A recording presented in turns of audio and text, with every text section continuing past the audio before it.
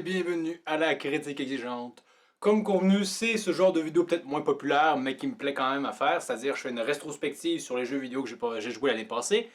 Prenez bonne note que c'est pas forcément des jeux qui sont sortis en 2020, mais que j'ai juste eu l'occasion d'essayer cette année-là. Donc je vais essayer d'y aller quand même assez brièvement pour certains, plus longuement pour d'autres, parce que je justifie que c'est une critique négative, donc il faut toujours que j'extrapole un peu plus pour bien me faire comprendre. On va y aller en chronologie que j'ai essayé, donc c'est pas vraiment un ordre de préférence. Donc l'année 2020 a commencé pour moi en force avec Hollow Knight.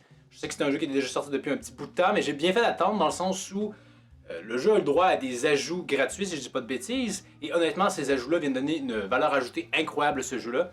Je veux dire, j'imagine que la première monture sortie du jeu aurait été pour moi décevante à travers un contenu peut-être un peu familique, une difficulté peut-être un peu trop facile, mais vraiment avec les contenus additionnels gratuits qui sont offerts, Hollow Knight est un jeu d'une qualité remarquable, ça fout la honte honnêtement du AAA, je veux dire, c'est plus long en termes de contenu en durée de vie qu'un jeu AAA pour un prix qui est probablement 3 fois moins cher, si c'est pas 4. Vraiment, c'est. Quand on pense à un Metroidvania, peut-être hack and slash, honnêtement, c'est pour moi devenu une référence. C'est super beau à regarder, la bande son est vraiment incroyable. C'est un gameplay qui est facile d'approche, mais un peu plus dur à maîtriser. Également, à travers ton aventure, tu vas récolter des différents médaillons, ou je sais plus trop comment ça s'appelle, qui vont permettre de différencier tes approches.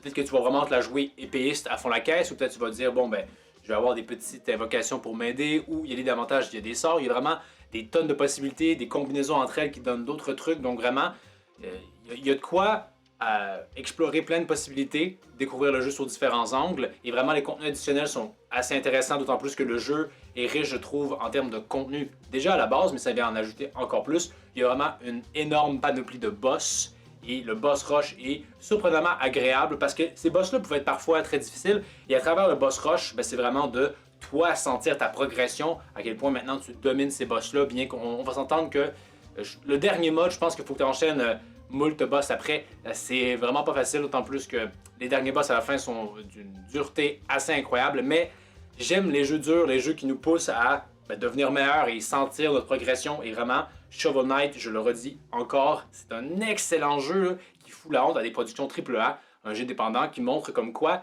ce qui est important, c'est pas tellement l'argent qu'on met dans un jeu, mais la passion derrière, la passion chez les créateurs qui le créent. Vraiment, assurément un bon jeu. Après coup, on va justement vers des jeux AAA parce qu'un ami m'avait passé la PlayStation 4. Je rappelle que je suis davantage un gars PC pas très bon. Et Switch, donc j'avais pas eu l'occasion d'essayer Resident Evil 2 Remake. Or, je suis un grand fan de la série, comme j'ai pu le démontrer dans ma vidéo comment moi j'aborderais le remake de Resident Evil 4. Et je suis un peu mitigé par rapport à ce remake-là. On voit qu'il y a de l'amour qui a été mis. C'est très beau.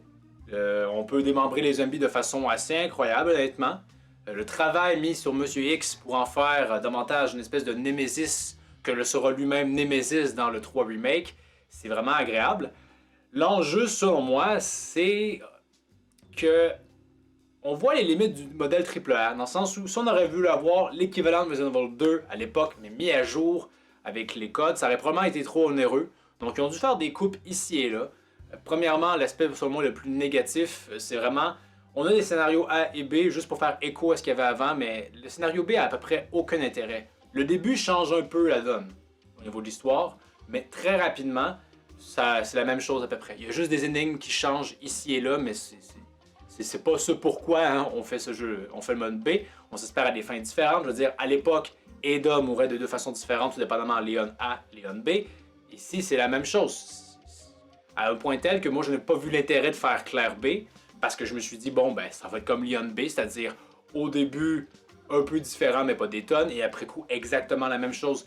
À ce niveau-là, c'est ça que je trouve un peu décevant. Aussi, bien évidemment, le manque d'interaction entre Leon et Claire. Je veux dire, je pense qu'il se voit dans le jeu 3 fois. Début, un peu après le début et la fin. Au point tel qu'à la fin, quand Leon débarque, toute fin, et voit Claire et Sherry, il a jamais vu Sherry de tout le jeu.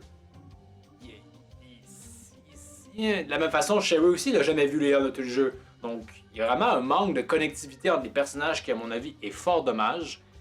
Et c'est vraiment là, mon bémol, c'est vraiment... Il aurait fallu pousser plus loin. Il y a un très bon début, mais il y a de la retenue qui s'est passée, probablement à cause de raisons pécuniaires, et je trouve ça fort dommage.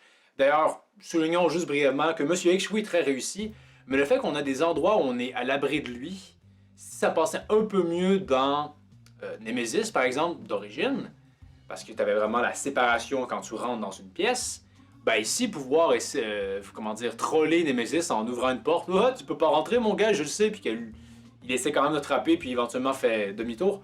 J'ai trouvé ça un peu dommage, honnêtement. Je sais que ça aurait rendu le jeu en combien plus difficile si on n'avait pas eu ces zones de sécurité. D'ailleurs, une fois qu'on les connaît, on en abuse largement. Mais là-dessus, je trouvais que ça jurait un peu. Donc vraiment, un très bon jeu. Je ne regrette pas d'y avoir joué. C'est simplement que, honnêtement, il aurait fallu en mettre plus. C'est là que je trouve dommage. Et on passe, après coup, j'ai pu essayer Final Fantasy VII Remake, jeu qui, lui, est sorti cette année. Je regrette d'y avoir joué. Honnêtement, je peux comprendre qu'ils se sont peut-être dit que tout le monde a essayé Final Fantasy VII d'origine. C'est pas mon cas. Et on dirait vraiment que le jeu est conçu pour ces gens-là. Si vous n'avez pas joué à ce jeu, je crois, au jeu d'origine, et que vous jouez au remake, il y a plein de choses que vous comprendrez pas. Je pense bien, je pense pas être crétin. Et je connais quand même, on va dire, d'horizon un peu la série. Je veux dire, dans ce jeu, je ne comprends toujours pas vraiment qui est Sephiroth. C'est un ancien soldat comme Cloud, il connaît Cloud, il est censé être mort. Au final, c'est quoi son objectif? Je veux dire, c'est quand même ce qui se révèle être l'antagoniste final de ce jeu, même s'il n'est pas vaincu. Et je comprends toujours pas vraiment qui il est. Et voilà, on me dira que oui, il va y avoir des suites, mais on s'entend que ces suites sont prévues dans peut-être 4 ans, là. Peut-être moins que ça si on est chanceux, mais au final, c'est ça le gros problème, c'est qu'au niveau de l'histoire, c'est beaucoup d'incompréhension. Parce que le jeu, on dirait qu'il prend pour acquis que tu as joué au précédent, le jeu dont ça s'inspire, et je peux comprendre qu'effectivement, vouloir faire un remake qui soit différent de son opus d'origine, ça a du sens, mais ça fait qu'il y a vraiment beaucoup trop de questions. Je veux dire, quand une des plaques tombe, on voit une espèce de chat, je sais plus trop quoi, et je me suis dit, ah, c'est un nouveau personnage, et c'était la dernière fois qu'on le voyait. La première et la dernière fois dans ce jeu-là. À quoi ça servait de le montrer? À la toute fin, Zack est en vie. Je sais que Zack a eu le droit à son jeu, je pense, sur PSP. Je savais même pas qu'il était mort, et je comprends toujours pas non plus qu'est-ce qu'il fout dans l'histoire. Et c'est ça le problème, c'est que c'est pas un récit qui se veut kafkien, ou du moins je ne pense pas. J'ai déjà joué à des jeux de Suda 51 qui étaient dans ce genre-là, c'est-à-dire que même si tu finis le jeu 20 fois, c'est normal que tu comprennes pas, c'est la nature même de ce genre de récit. Ici, je ne comprends pas, je pense pas. On dirait juste qu'il y a des séquences que j'ai manquées, alors que non, en fait, c'est juste une narration qui est un peu maladroite. Hein? Et de la même façon, de façon plus terre à terre par rapport à l'histoire, Shinra est pas super palpitant comme méchant. D'ailleurs, hein, encore une fois, gros spoiler, hein, mais son président qu'on connaissait à peine se fait tuer par Sephiroth, et pas moins de 5 minutes plus tard, il se fait remplacer par son fils. C'est la première fois qu'on le voit. Et comment est-ce qu'on peut comprendre quel changement ça peut avoir pour Shinra? On n'a pas passé assez de temps avec le président, et on ne connaît pas du tout ce fils-là. Il y a vraiment, je trouve, un manque d'exposition, de narration là-dessus. C'est assez aberrant, honnêtement. Par contre, si je peux souligner quand même des bons points, je ne dis pas que ce jeu-là est complètement à la ramasse, simplement que moi, je ne vous le conseille pas d'y jouer. Donc, un bon point, c'est, à un moment donné, le récit semble se concentrer beaucoup sur Cloud et ses petites amies, comme quoi c'est carrément presque, en fait, un simulateur de trouver une petite amie pour Cloud. Et ça me bottait plus. Ça m'intéressait. On dirait que la narration, elle était mieux faite. On accordait plus de temps à ça. Ça aurait probablement dû être, à mon avis, par rapport à l'histoire, mais vraiment voir Cloud interagir avec Tifa, Aerith, voir comment il vit des émotions en passant des moments avec elle, ça, j'ai trouvé ça plus intéressant. C'est juste dommage qu'à un moment donné, on quitte ça pour aller vers autre chose qui, à mon avis, était un peu plus rushé. Maintenant, au niveau du gameplay, c'est bien. Le seul problème, c'est que quand c'est du combat, c'est pas pire. Il y a quand même des défauts, par exemple. Hein, c'est du temps réel et parfois, tu vas faire du 2 contre 8. Est-ce que des ennemis peuvent t'attaquer, t'enchaîner sans que tu puisses rien faire? Absolument. Donc ça, c'est assez frustrant quand ça se produit. Également aussi, il y a parfois des ennemis qui sont aériens. Or, les personnages qui sont au corps à corps peinent à leur faire quoi que ce soit. Je veux dire, ils vont sauter dans les airs, essayer de placer des coups, mais si l'adversaire ne serait-ce que recule, et ben voilà, tu réatterris par terre et tu cherches à recommencer. Le problème, c'est que tu as besoin de placer ces attaques pour avoir la jauge ADP et faire quelque chose de plus conséquent. C'était vraiment pas super agréable, d'autant plus quand tu n'as pas Barret, le seul personnage qui est capable de vraiment tirer à distance, ou Aerith. Également aussi, souvent tu subis qui est ton party, hein, avec qui tu as possibilité de jouer. À un moment donné, on débloque finalement Aerith et j'étais content de voir que bon, hein, on en fait un soigneur, on me l'enlève assez rapidement. Et parfois, on me force à avoir, par exemple, juste Barrett ou Tifa.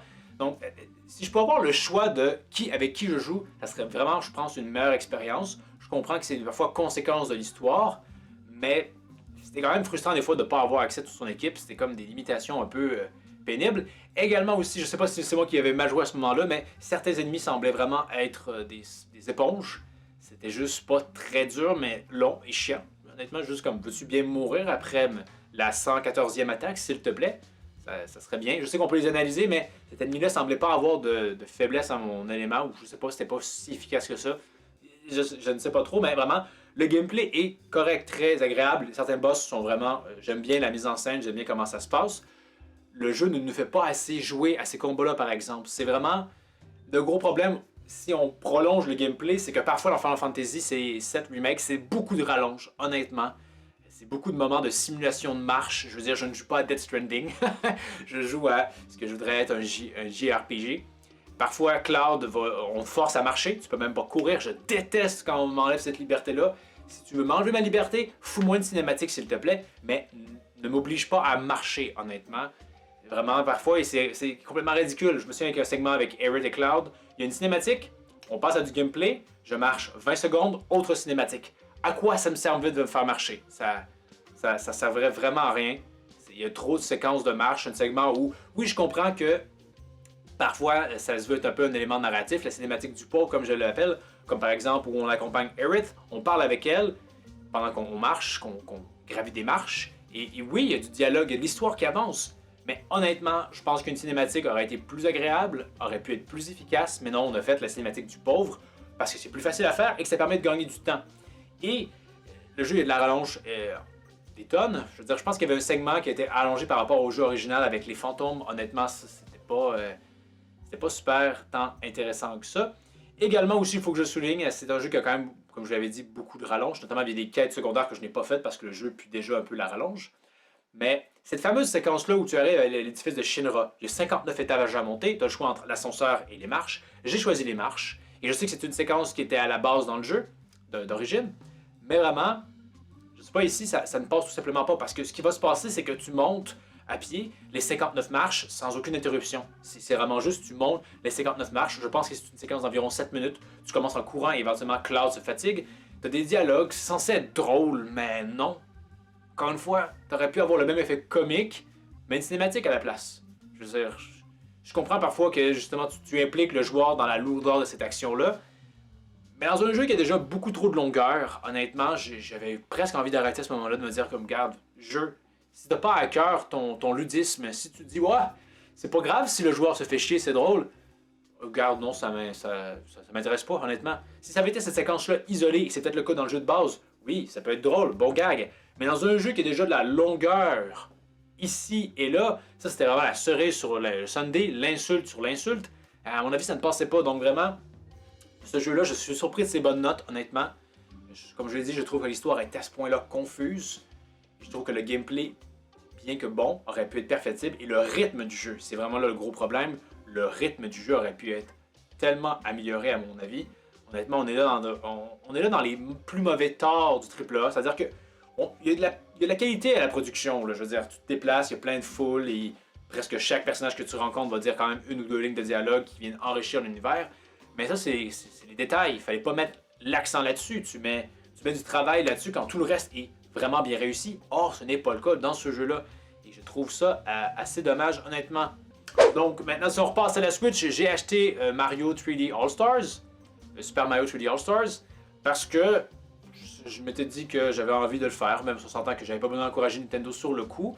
L'édition limitée me donnait un peu envie de le faire, d'autant plus que c'est 3 Mario que je n'ai jamais pu finir. J'ai pu finir d'ailleurs pour la première fois Mario 64, c'est pas à quel point la caméra est décevante dans ce jeu-là, et c'est d'ailleurs là le plus gros bémol à mon avis par rapport à cette collection-là, c'est vraiment le manque d'amour mis par Nintendo, honnêtement, il aurait pu se fouler un peu plus. Je veux dire, je ne demande pas forcément à avoir Mario 64 refait de A à Z, mais s'il y avait une possibilité de corriger la caméra dans ce jeu-là, ça le rendrait vraiment plus agréable. Et pareillement pour les autres jeux, ça aurait pu être aussi amélioré. Donc, je ne le conseille pas, à moins que vous n'êtes pas à faire, outre du fait que Nintendo nous arnaque carrément avec cette collection-là. Et dernier jeu que j'ai pu essayer cette année, c'est Minecraft Dungeon, qui est un peu un Diablo-like, un hack and slash. Faible en contenu, mais honnêtement, je pense qu'il est moins cher qu'un jeu AAA normal, donc ça passe bien la pilule à travers son prix. C'est agréable, honnêtement. Ça se joue bien en coop. Attendez-vous pas au jeu de l'année, mais encore une fois, je le dis, le prix est honnête par rapport à ce qu'on a. C'est vraiment une bonne chose. Et ceci conclurait les jeux que j'ai pu jouer cette année.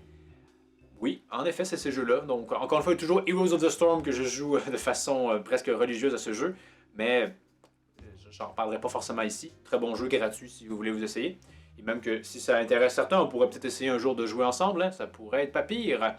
Également aussi Super Smash Ultimate que j'ai continué à jouer, mais bon, ça c'est rien de nouveau par rapport à cette année. Donc, le meilleur jeu cette année pour que j'ai joué, c'est bien évidemment Hollow Knight. Excellent jeu. Et le pire jeu que j'ai joué cette année, c'est Final Fantasy VII Remake. Je regrette d'y avoir joué. J'aurais probablement mieux fait de regarder sur YouTube ou juste, je sais pas moi, trouver une manière de juste faire les combats de boss. Ça, c'était intéressant. Mais vraiment, sinon l'histoire, elle était... Aucune chance. Aucune chance que je joue à la suite. À moins que des gens qui pensent comme moi me disent vraiment que oh non, là ils ont fait mieux.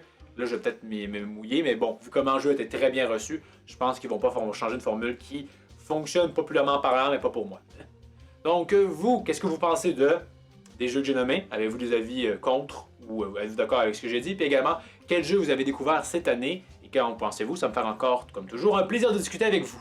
Pour la prochaine critique exigeante, je pense que je vais faire un autre Chute en enfer. Un peu plus controversé ce coup-ci, vous allez voir, parce qu'on va parler de ce qui est généralement reçu comme étant un bon manga, mais que je pense que quand même la fin dénote une chute de qualité quand même assez marquée. Donc, à voir. Donc, comme toujours, n'hésitez pas à aimer la vidéo, partager, vous abonner, en regarder d'autres, et je vous dis à la prochaine critique exigeante.